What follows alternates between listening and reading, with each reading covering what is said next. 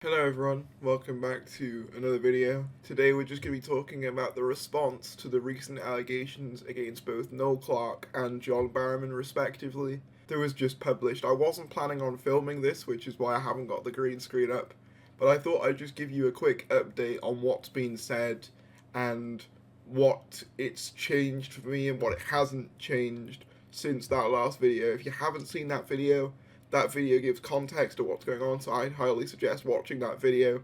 But with that said, let's get into the article. So this article, much like the original allegations, comes from The Guardian. It's titled Noel Clarke accused of sexual harassment on Doctor Who set. I should say now that this video, much like the last one, is going to cover topics of sexual harassment and misconduct. So if any of those are triggery for you in any way, then I'd suggest clicking off now. Exclusive: BBC faces questions as further allegations made about Noel Clarke and co-star John Barrowman is accused of exposing himself. The Noel Clarke sexual harassment controversy threatened to embroil the BBC after several sources came forward to allege they were sexually harassed or inappropriately touched by the actor of a flagship show, Doctor Who. Another Doctor Who actor, John Barrowman, has also been accused of repeatedly exposing himself to co-workers on two BBC productions, prompting questions about whether the corporation allowed a lax culture on its sets during the mid-2000s. The developments come a week after ITV, Sky and BBC announced that they had cut ties with Clarke after The Guardian published testimony from 20 women who variously accused him of groping, sexual harassment and bullying. Clarke, who vehemently denies any allegations of sexual misconduct, criminal wrongdoing or sexually inappropriate behaviour, including the latest allegations, was also stripped of a BAFTA award he was given earlier this month. Clarke's new accusers allege sexual harassment on the set of Doctor Who or at a promotional event for the show. He played the technician, Mickey Smith, from 2005 to 2010, gaining household fame. See, now, this is the thing that I want to say. A lot of people, when the initial allegations came out against Noel Clarke, that, oh, it's nothing to do with Doctor Who, why are people making it about Doctor Who? First of all, Doctor Who was the thing that gave him that initial platform to basically abuse in the way that he did. But second of all, we now have allegations from the time that Doctor Who was filming, from like Doctor Who sets and Doctor Who meetups for promotional stuff. So it is, whether people like to admit it or not, intrinsically linked to Doctor Who. Barrowman, who played the character of Captain Jack Harkness in Doctor Who and its Torchwood spin-off, is accused of exposing himself repeatedly on both sets. Although numerous witnesses described his incidents as inappropriate pranks rather than anything amounting to sexual predatory behaviour, contacted by The Guardian, Barrowman admitted to tomfoolery that he now understood upset colleagues. Now, the interesting thing about that to me is that some people were saying that, oh, it can't have been that bad because people, they didn't have lawsuits or anything like that. But he even admits that it upset colleagues, and even if it didn't, it wouldn't make the behaviour itself any more acceptable. The idea of getting your privates out, and as I said in the last video, privates are called privates for a reason, and even putting them on people, that's not acceptable, regardless of whether it's intended as a joke or whether it's intended as something sexual. But stressed it was never intended or interpreted as sexual in nature. As I said, that doesn't make it okay. The new allegations against the actors will intensify the ongoing debate in the British film and TV industry about the treatment of women and the behaviour of men on sets.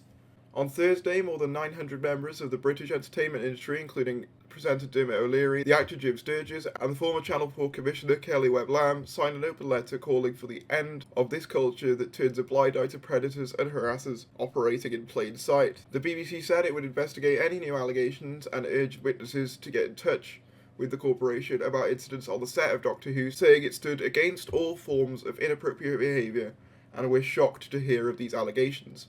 I like girls with long hair, it gives me something to hold on to. The more I read about this, the more it's clear to me that Noel Clarke is just a vile human being. I'm going to be honest about that. Joanne Haynes was a costume assistant on Series 1 of the revived Doctor Who shot in 2004. She alleged that Clarke sexually harassed her in his trailer in August 2004 after she assisted him with his costume. So that's the thing. This was happening on the Doctor Who set. This was happening during Series 1. So, whether people like it or not, this is something that happened on the Doctor Who set, and this is something that, whether we like to admit it or not, the people who were in charge of Doctor Who at the time, and obviously Noel Clarke, did have fault in whilst they were on Doctor Who. After a brief work-related conversation, she said Clarke told her he liked girls with long hair as it gave him something to hold on to when doing them from behind. Hayes, who had very long hair that came to her mid-back, said she made to leave the trailer because she felt uncomfortable. At this point, she alleges Clarke repeated the comment, sucked his teeth, exhaled heavily, and laughed. Clarke's lawyer said it strongly denies allegation and said incident is described did not take place. It's very difficult when one person is saying something didn't happen and one person saying that it did, but again, this is just one allegation among many more on top of the initial 20 that came out for other things. So I'm inclined to believe that this did happen, especially with the amount of detail the event is described as, having. Hayes said she did not report the incident to her bosses, however, at the time the culture was very different. However, she said the experience left her uneasy near him, and she avoided him as best she could. Now, this is the thing. People say, oh, why don't these women, why don't they go to the police? Why don't they report it to their superiors? Because companies like to sweep these sorts of things under the rug. They'll just move people if they're seen as being difficult. It's something that happens in TV all the time. Another woman, Jenna, not her real name, was a runner and driver on the early seasons of the revived Doctor Who, shot in the mid-2000s. As part of her role, she was required to drive Clarke to and from set. During these car journeys, she alleges Clarke touched her inappropriately. She said he would touch her hand when it was on the gear stick and grab her leg when she was driving. Constantly, the conversation was about sex, Jenna said, adding that Clarke repeatedly asked her to go to his hotel room for sex, asked her sexually inappropriate questions, and made sexually explicit and graphic remarks to her. She said she complained to an assistant director of the BBC show, and as a result was put on different duties. See, that's what I mean, when people come out with things like this, they more often than not just get moved, rather than actually anything being done about it. She recalled telling the assistant director, I can't drive him anymore, I don't want to be on my own with him. She said she didn't know whether senior executives were at the time also aware of Clarke's misconduct. After Clarke realised that Jenna was no longer his driver, she alleges he turned nasty, telling her, you think you're better than people, and becoming obstructive and difficult. A fellow crew member who witnessed Clarke's behaviour towards Jenna described it as bullying. Clarke strongly denied the allegations. His lawyer said any suggestion that he would be allowed to behave that way because of his perceived power was entirely implausible, because he was near at the start of his career. I don't buy that form of logic because he is still a main character on a majorly popular TV show. So I don't agree with his logic that he wasn't in a position of power because he's still a main star on a popular TV show, a British institution. I don't believe the narrative that he had no form of power because he did. And the fact that they've said, oh yeah, it wouldn't have happened because he didn't have enough power, makes me think it probably did happen and that's just a weak excuse. That just feels like a weak excuse to me. They said if Jenna had reported such behaviour to an assistant director at the BBC, Clarke would have been spoken to or reprimanded. There's been many cases where stuff like that just hasn't happened though. That seems to happen all the time with allegations like these. They said Clarke was not aware of any complaint in relation to his alleged behaviour being made against him at the time. They added it beggars belief that the corporation would have allowed Clarke to behave in the way that is alleged. So, see, that's a weird sentence to me. They added it beggars belief that the corporation would have allowed Clarke to behave in the way that is alleged. So that's not really denying it, and also it seems like they're just trying to find anyone to blame here, so they're blaming obviously the corporation, which I do believe the people higher up at the time would have been to blame, but it just sort of feel like they're grasping at straws to try and say that he was innocent. That's how it comes across to me, at least. But I encourage you to make your own mind up on that. Monica, not her real name, another former runner on Doctor Who, alleges Clarke sexually harassed her and another female co-worker in a bar at the Holland House Hotel in the mid-2000s in Cardiff. Following a work event, when the woman rejected Clarke's advances, she alleges he became rude and aggressive the following day. She said Clarke spread false rumours about both women on set. Clarke strongly denied the allegation. His lawyer said they had no real need or purpose for him to be in the hotel or bar because he does not drink. Again, a weak excuse because you can be in a bar and not drink. You can have non-alcoholic drinks, such things do exist. So I don't agree with that form of logic either. A Doctor Who actor who asked him to remain anonymous has told The Guardian she was also sexually harassed by Clarke in the early seasons. He made advances on me, she said, regularly asking me if I wanted a piece of his dark chocolate. Oh god. When she rejected his advances, the actor said Clarke badmouthed her to people in the industry. Clarke denied this allegation. His lawyer said this and other accusations which they said were vague, unsupported by any objective evidence, lacking in specifics, or coming from anonymised sources. Well, yeah, of course they're going to come from anonymised sources, because they were threatened by Clarke and his influence, so of course they're not going to say their names out loud again. That just seems like a weak excuse. Made it difficult for him to provide a response. He was never the source of coerce, encourage, or pressurize any individual into non-consensual sexual activities, and strongly rejects any suggestion that he has been inappropriate. Next bit's about Barrowman. Barrowman would have his willy outstanding in the doorway. In a recently resurfaced video filmed in Chicago TARDIS, a 2015 American sci-fi convention, Clarke talked about how his fellow Doctor Who star, Barrowman, would often expose his penis and slap it on colleagues. Now, I'm sure you've all seen the video, so I'm not going to play it here, but if you want to see that, I suggest just looking it up. The video went viral this week in the wake of the Clarke allegations. Barrowman was taking his dick out every 5 seconds, Clarke says in the clip, turning to Doctor Who star Camila Kaduri. Do you remember when he put it on your shoulder in the makeup truck? She responds, yes, I do. To laughter from the audience, Clarke then does a theatrical impression of Barrowman using a microphone as a prop for his penis, thumping it against Kaduri and their fellow co-star Annette Badland. Clarke's lawyers described the incident as a mere snippet of a much longer good-humoured conversation. Kaduri declined to comment and Badland did not respond to a request for comment. Several sources told The Guardian that Barrowman did indeed repeatedly expose himself on set. Although they stressed the context was very different to the sexual predatory behaviour Clarke is accused of. Barrowman is gay and his actions were described as misjudged, larking about and joking. However, some Doctor Who crew members described an overly relaxed, at times unprofessional culture on set in the early seasons of the show. David Tennant, who joined the show in season 2, behaved impeccably, said Jenna, and to a certain extent, I think that helps rein things in. Jenna said she frequently witnessed Barrowman expose himself on set. He would get his genitals out on a regular basis. He'd sort of have his balls hanging out his trousers or something, which he just thought was really funny. On one occasion, Jenna said she witnessed Barrowman slapping his penis on the windscreen of one of the driver's cars, thinking it was really funny. Monica had similar recollections. Sometimes he'd call me into his dressing room, and I would knock on the door, and he'd say, oh, look who it is, and he'd have his willy out, standing in the doorway. It was kind of accepted that it was his thing, she said. Barrowman's behaviour was referenced in a light-hearted tribute song called The Ballad of Julian Russell, and filmed to commemorate the end of the Tennant's tenure as the Doctor in 2008. The video is understood to have been filmed after cast and crew discovered Barrowman had been reprimanded for exposing himself on the set of Torchwood. So, that's the thing that worries me about this. I feel better knowing, to a certain extent, that John Barrowman has apologised for this.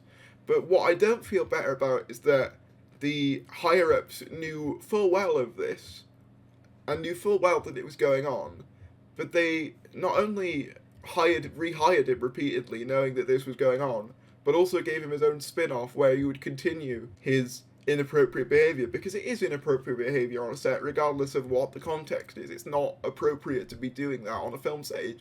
The tribute video is filmed for Doctor Who executive producers Julie Gardner and Russell T Davies. Can't block out, sang Tennant, please lock out images of Johnny B getting his cock out.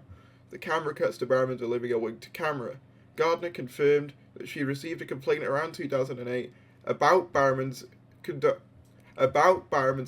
on the set of Torchwood. So people did complain about this. It wasn't something that everyone was fine with. People did complain. I met with John and reprimanded him, Gardner said, adding that she also spoke to other executive producers, Barrowman's agent, and the head of drama commissioner to make it clear to both John and his agent that the behaviour of this kind would not be tolerated. To my knowledge, John's inappropriate behaviour stopped thereafter, she added. I mean, it's good that it stopped if this is true. I'm glad of that. She told The Guardian that she was not aware of any inappropriate behaviour by Clarke. I am saddened and shocked by the accusations raised. If I had known of them, there would have been more prompt action taken, she said. I am grateful that people are coming forward to speak up and support them wholeheartedly. Russell T Davies also, he never saw Barrowman expose himself. There's a little bit of an error there. And was unaware of any complaints about Clarke's behaviour towards female co-workers on the set, and never heard or witnessed inappropriate behaviour by the actor. Had he received a complaint, Davies said he would have acted immediately. I do wonder, though, surely if you're the showrunner, and these sorts of things, especially the Barrowman stuff, was an open secret, surely you'd have known about this. Like, I hope Russell is right, and I hope he didn't know about any of this, but I find it hard to believe that he was entirely unaware and oblivious to all this. But I really do hope that he had no knowledge of this, like he says, because if he did, then that would not paint Russell T Davies in a good light at all. Because if he did, then he should have done something about it much more quickly. I apologise to any cast and crew who went through this, Davies said, adding all power of those going forward now. We will listen to them and learn. My understanding and behaviour have changed. A BBC spokesperson confirmed to The Guardian that Barrowman was reprimanded for his behaviour. To be absolutely clear, we will investigate any specific allegations made by individuals to the BBC, and if anyone has been subjected or witnessed inappropriate behaviour of any kind, we will encourage them to raise it with us directly, a BBC spokesperson said. We have zero tolerance approach and robust processes are in place, which are regularly reviewed and updated to reflect best practice, to ensure any complaints or concerns are handled with the utmost seriousness and care. Lawyers for Barrowman said she did not recall incidents recounted by Jenna and Monica. I mean, again, they were open secrets, the cast literally joke about it, so that seems like a bit of a weak excuse. In 2008, Barrowman apologised for pulling down his trousers on a BBC One radio interview. See, that's the thing as well, this isn't something that just happened on Doctor. There was knowledge of him doing this in other places. I apologise for any offence I caused, he said at the time. I was joining the light-hearted fun banter of the show and it went too far. In a statement in response to the latest allegations, Barrowman said that at no point was he made aware of allegations against Clarke. As for his own actions, Barrowman said his high-spirited behaviour was only ever intended in good humour to entertain colleagues on set and backstage. With the benefit of hindsight, I understand that upset may have been caused by my exuberant behaviour and I have apologised for this previously. He added, since my apology in November 2008, my understanding and behaviour have also changed. Barrowman added that he was at no point made aware of any allegations against Noel Clarke. I'm glad that he has apologised and he has made clear that he has changed. That makes me feel a bit better about John Barrowman than I did before, but at the same time, it shouldn't have been allowed to happen for as long as it was. He would lean in and grab my thigh. Clarke also stands accused of behaving inappropriately at an external function related to his role on Doctor Who in May 2016. So this is really recent. This is only like, 4 or 5 years ago? Lisa Graham volunteered at Bournemouth Film and Comic Con, held at Bournemouth International Centre. She was assigned to help Clarke sign autographs and take photos with paying fans. At this event, Graham alleges that Clarke sexually harassed her and touched her inappropriately under the table they were both sitting at.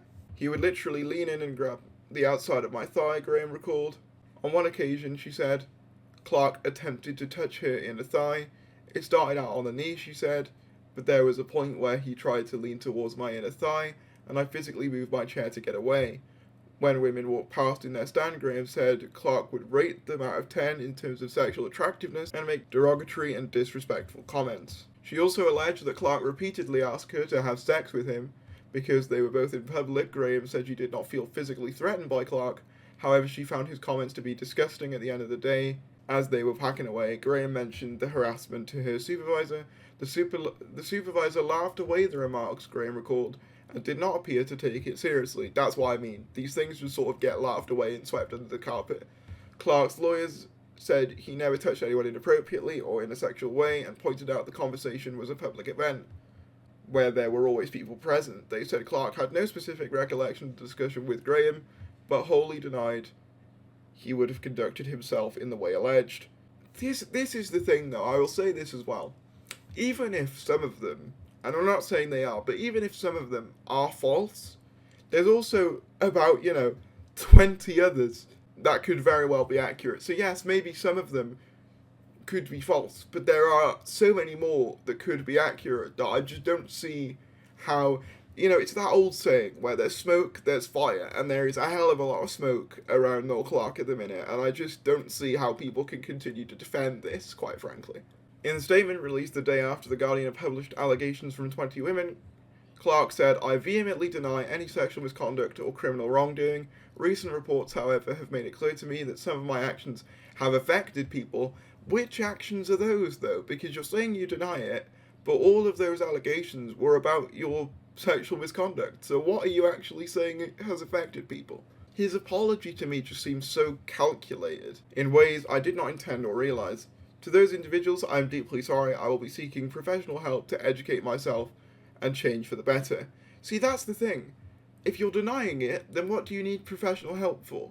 That's what I'm wondering. He's saying he needs professional help, but denying the thing that he needs professional help for. But yeah, that's basically the entirety of the response to these allegations. As I said, I feel a bit better towards Barrowman than I did initially, knowing that he's apologised and that he says that he doesn't do it anymore. I feel better about that. However, I do question the higher-ups at the time who allowed this to continue, and obviously in terms of Noel Clarke, more allegations are coming out, and I just don't find any of the excuses made for them very substantial. As I said in the last video, listen to victims. There's a lot of victims in this, and people have said maybe this is part of the reason that Chris Eccleston was forced to leave. And while that is only speculation at this point, it really wouldn't surprise me. But thank you for watching, and goodbye.